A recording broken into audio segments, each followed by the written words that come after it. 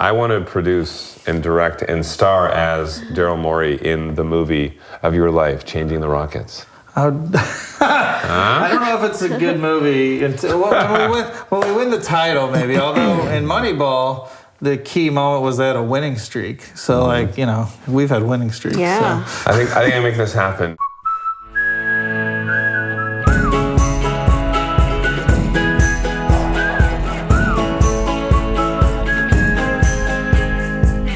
So how you had this goal to run a team or own a team, and then you worked with the Celtics, and then you came over to the Rockets. Was that correct? Direct path? Yeah. Yeah. So I couldn't.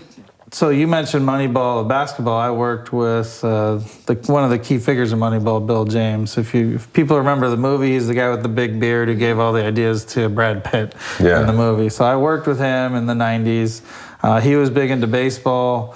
And along with some other folks at Stats, we started the basketball part of Stats Inc. And then I tried to work in sports, but no one would hire me. So that was more I was like, I have to get rich to buy a team. Of course, I didn't succeed at that, but had serendipity came, and while I was working at an investment bank consulting firm, I was able to, I worked on the Celtics and the purchase of the Celtics. So. But now, why wouldn't people work with you? Is it because they're not used to seeing the approach coming from the analytical side as opposed to the individual player talent side? Yeah, absolutely. So the use of data to help you make better decisions, get better players, have better strategies on the field was pretty much not done. It was starting to come into baseball, and if folks who saw Moneyball, you saw how they had to break in. It was similar in basketball. And in '96, when I was looking for a job in sports, nobody really knew what to do with someone with my background. A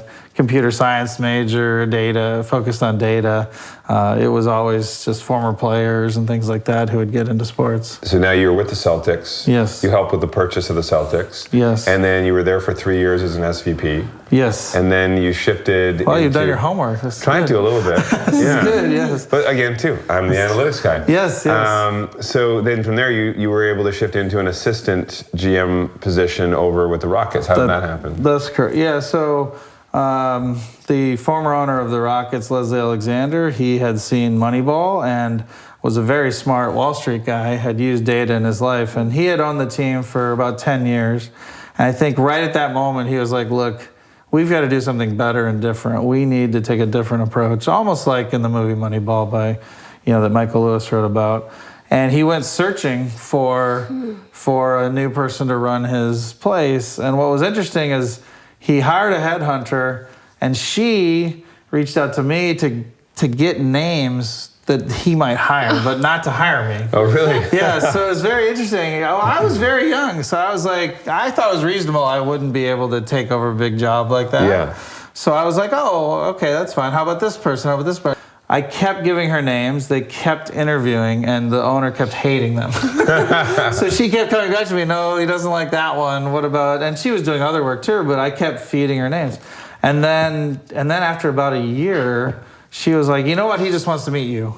Oh, wow. So I flew down at 9 a.m. and had the job at like 1. Oh, wow. Yeah, and so he hired me. And because I was so young and what you mentioned, they said, look, we'll make you the assistant GM for 1 year, but with an agreement to take over as long as you can walk and chew gum and don't fall on your face. So that was how I got to the Rockets. So. That's amazing. And the Rockets have, since you have been with the team, they have never had a losing record. That's correct, yes. Yeah. Second best in the whole NBA. So. That's amazing.